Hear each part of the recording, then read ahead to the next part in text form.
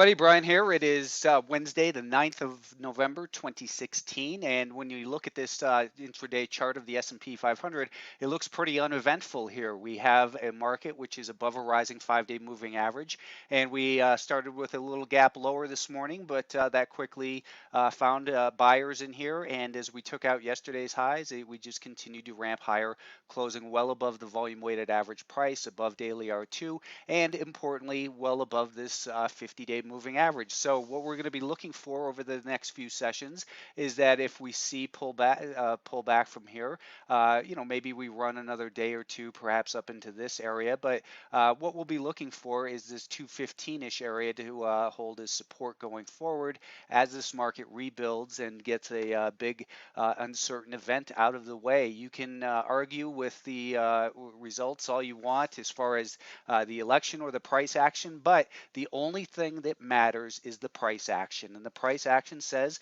that for now, whatever the catalyst is, it's bullish for stocks, and it's foolish to bet against the trend. So the NASDAQ continued higher up into this prior band of support, which again is potential resistance. But as we've noted, we've seen that in the NASDAQ, we had this prior pattern of lower highs and lower lows, and that turned into a pattern of higher highs and higher lows above a rising 5-day moving average. We saw the pullback come down right to the 5-day moving average first thing in the morning, and as buyers regain control back above the volume weighted average price for the week and the volume weighted average price for today, you can see that even that midday pullback in there found support at that 1 and 3-day volume weighted average price, and buyers showed up once again. Now this market, the NASDAQ that is only up a half a percent versus the S&P's 1 full percentage point, but we are also back above the 50-day moving average here as well. So once again, the people who buy the breakouts and short the breakdowns without considering where it's come from first, or just doing so blindly without stops, are the ones who are chasing their tails and getting basically what they deserve for making foolish errors and fighting trends in the market. The Russell 2000 had a nice size gain here of 3% today. So this market also back above its 50-day moving average. And that sends a real strong message that we have buyers back in force. Shorts have been forced to cover, and whatever your theory was coming into today, unless it was based on price action, which said higher highs and higher lows above a rising 5-day moving average. Anything else is absolutely insignificant, and people wasted a lot of time writing articles, reading articles about what should happen if this person wins or that person wins. And, for the most part, everyone got all that wrong. So if you continue to just focus on price action, that's the only thing that matters. That's what I consistently say, and no one's going to change my mind on that.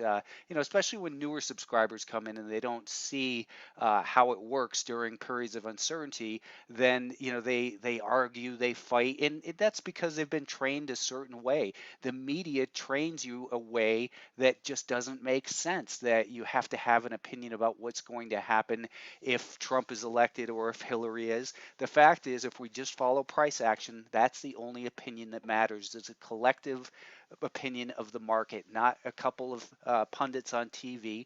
And we will continue to do exactly as I said, is to focus on price action. The semiconductors are within their range here. They're at the, heading back up towards the top end of the range. This is a consolidation through time, which most likely will be resolved back to the upside, but we're still in a primary uptrend. Biotech's had a massive session here today, obviously getting back up above this prior important band of support, which had become resistance, and now that puts the burden of proof on the shorts right now. I think that the buyers made a strong statement, and if we pull back down, I think ideally down towards 278 to 280 over the next few sessions, it might end up setting this market up for further upside into next year. We're back above the year-to-date volume-weighted average price in the 200-day moving average. That's a level we don't really want to see violated on the downside. So 272, I think, is going to be important moving forward.